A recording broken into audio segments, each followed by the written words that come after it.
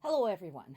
For starters, today I want to talk a little bit more about the issues of freedom of speech in Russia, or rather, lack thereof.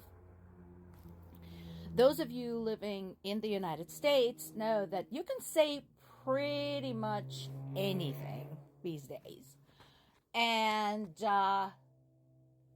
it's gonna run into your First Amendment rights quite quickly.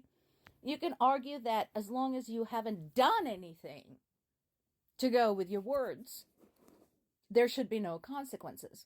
Well, it is not so in Russia, and I want to emphasize this because I know that there are people here in the US who support Russia, and I advise you guys not to take my word for it, but go live there for a few months if you can survive and see how you like it.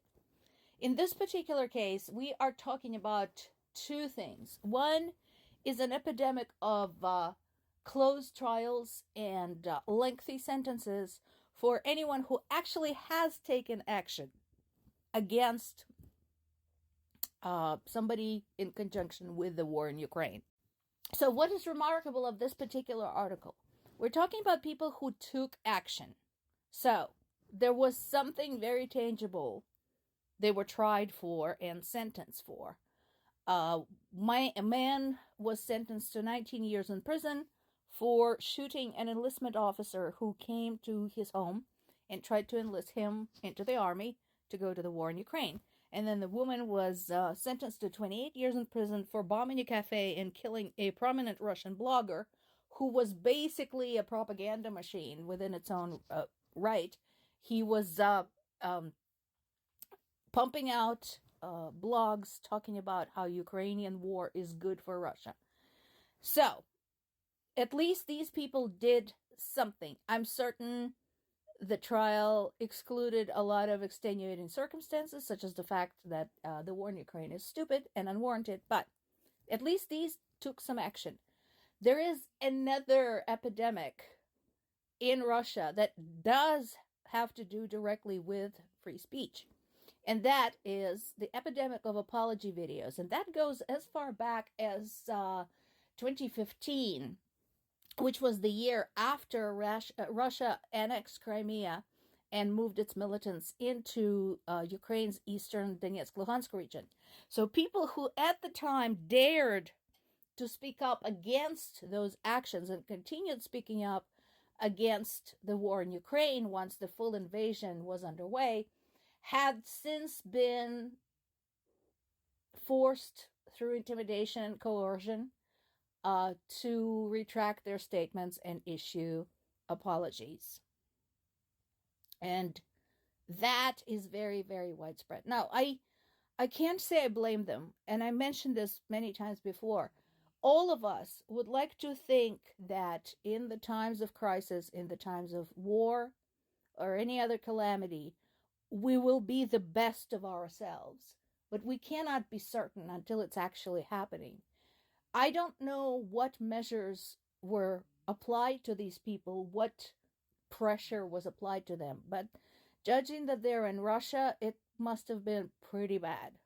It could have been physical attacks, it could have been the loss of job, it could have been threats against their friends and family, it could have been combination thereof. So this is what's happening in Russia. And again, those of you who support Russia in their war against Ukraine, I suggest that if you like it so much, go live there. See if you can survive 3 months. Come back with your notes. Back to the war.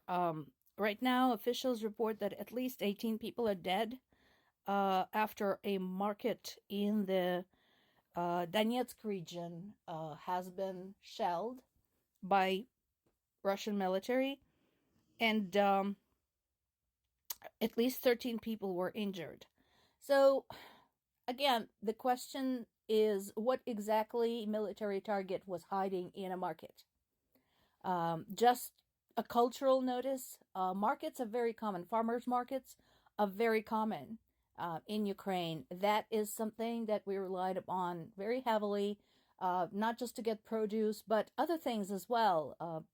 cheese, meat, sausage, things like that. So people commonly go to the market on the weekend. So this definitely was the time frame if you wanted to hit maximum number of people, because everybody works during the week. So that's what Russians did, and now they're going to tell us that all military targets have been achieved.